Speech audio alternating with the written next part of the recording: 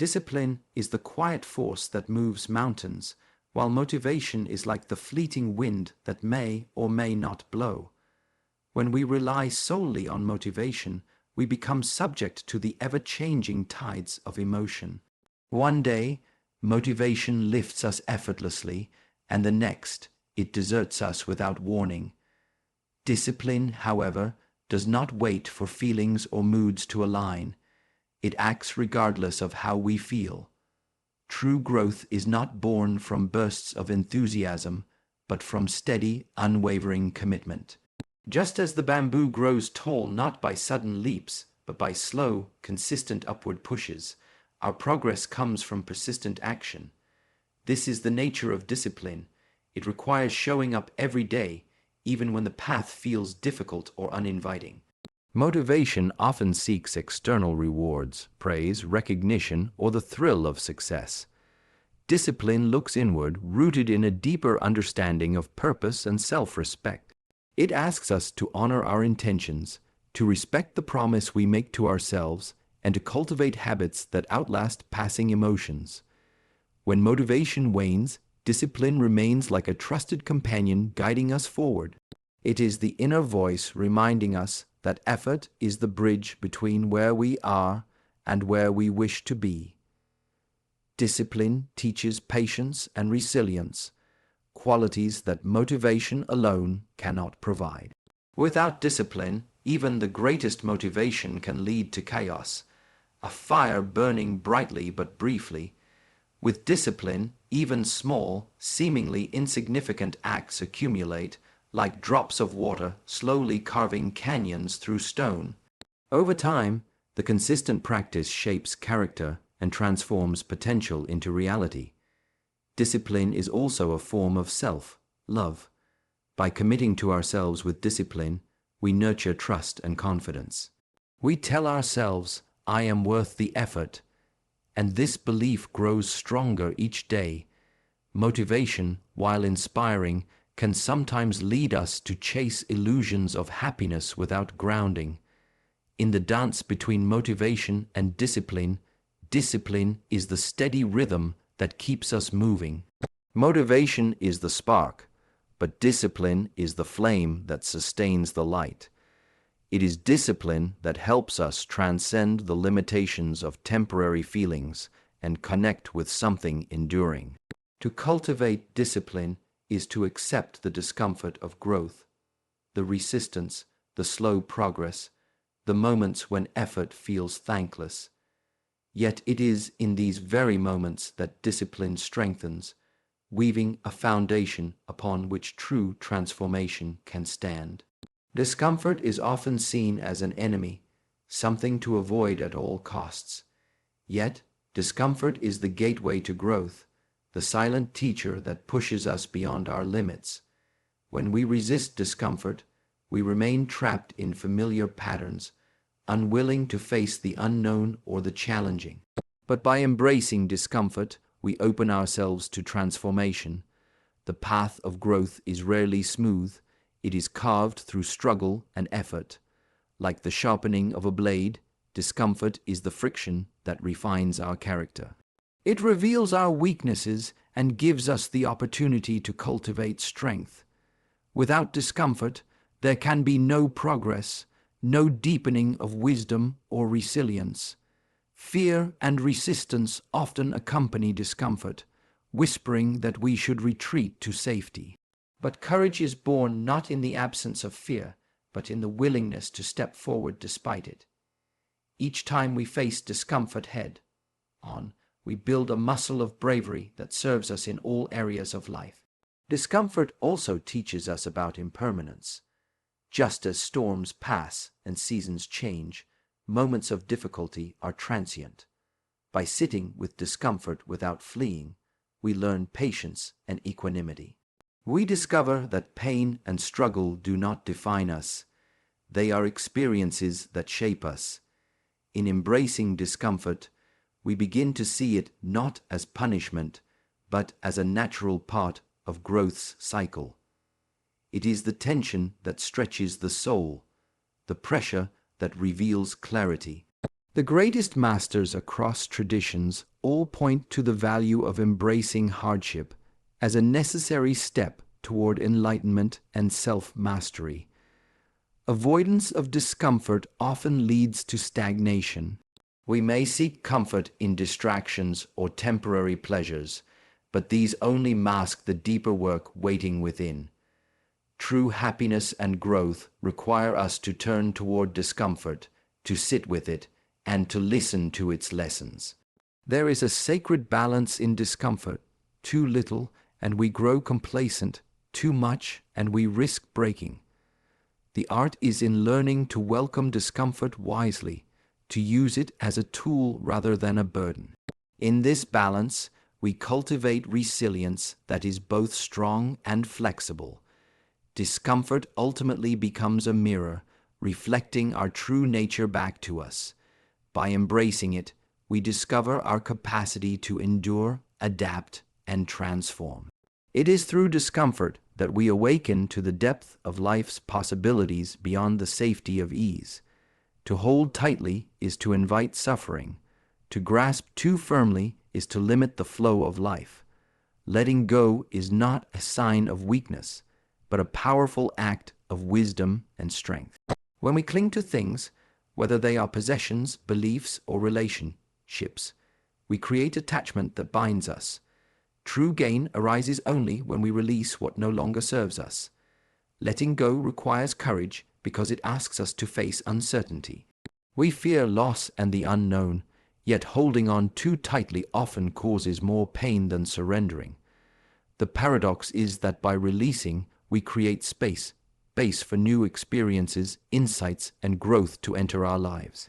Attachment clouds the mind and hardens the heart. It traps us in the past or binds us to illusions about the future. Letting go clears this fog, allowing us to see life as it truly is.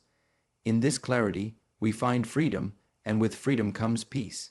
Many hold onto identity, stories of who they think they are or who others expect them to be. Letting go of rigid self-definitions opens the door to transformation. It is in the release of fixed ideas that we awaken to the fluid, expansive nature of our true self. Letting go is also about forgiving, not only others but ourselves. Holding onto resentment or guilt weighs heavy on the spirit. When we let go of these burdens, we reclaim energy and lightness, freeing ourselves to move forward with compassion and understanding. The practice of letting go extends to control. We desire to control outcomes, people, and circumstances, but this is an illusion. When we release the need to control, we align with the natural flow of life, trusting that what is meant for us will unfold in its own time. In the stillness that follows letting go, we find a profound kind of gain, one that is not measured by external success or accumulation, but by inner peace and wisdom. This gain nourishes the soul and sustains us beyond the fluctuations of fortune. Letting go is a continuous practice, not a one-time event. Each moment invites us to release a little more, shed old attachments, and open ourselves more fully to the present. Through this ongoing surrender, we cultivate a deeper connection to life's true abundance. Presence is the foundation of true living. It is the art of fully inhabiting the moment, free from distraction and judgment. When we practice presence, we stop drifting in the past or projecting into the future. Instead, we root ourselves in the here and now, where life unfolds in its fullest expression. The mind often wanders like a restless cloud, scattering attention across memories and worries. This scattered state breeds anxiety and disconnection. By gently bringing awareness back to the present, we cultivate clarity and calm. Presence is like the still water that reflects the world clearly, without distortion. To practice presence is to awaken to the richness of simple experiences. The breath entering and leaving the body, the feeling of the earth beneath our feet, the sounds that surround us. In these small acts of awareness, we find a deep well of peace and gratitude. Presence also deepens our relationships. When we listen fully without distraction or judgment, we offer others the gift of genuine connection. This attentive presence fosters compassion and understanding, dissolving barriers that separate us. Living in presence requires patience. The mind resists stillness and often pulls us away with thoughts and emotions. But with gentle persistence, presence becomes a refuge, a place where we find strength amid chaos and clarity amid confusion. Presence is not about escaping life's challenges. It is about meeting them fully and courageously. When we are present, we respond with wisdom rather than react out of habit or fear. This awareness allows us to choose our actions with intention and kindness. Practicing presence also reveals the impermanent nature of all things. Each moment arises and passes away, reminding us to cherish what is here now. In embracing this flow, we release attachment and cultivate acceptance. Presence is the doorway to deeper self-awareness. In the silence of the present moment, we encounter the true self beneath the layers of noise and distraction. This self is peaceful, whole, and free. A source of endless renewal and insight. Life flows through a natural rhythm of movement and stillness, much like the tide that rises and falls. To live fully is to honor both these forces, understanding that neither alone can sustain us. Movement brings energy, progress, and change, while stillness offers rest, reflection, and clarity. Too much movement without pause exhausts the body and scatters the mind. We become like a river rushing blindly toward the sea, losing sight of the journey itself. Stillness, on the other hand, is not mere inactivity. It is a profound presence that replenishes our inner resources and sharpens awareness. In stillness, we learn to listen deeply to ourselves, to others, and to the subtle rhythms of nature. This listening creates space for insight to arise and for wisdom to take root. Without this balance, movement becomes frantic and ungrounded, lacking purpose and direction. Movement is the expression of our intention in the world. It is the breath of action that turns thought into reality.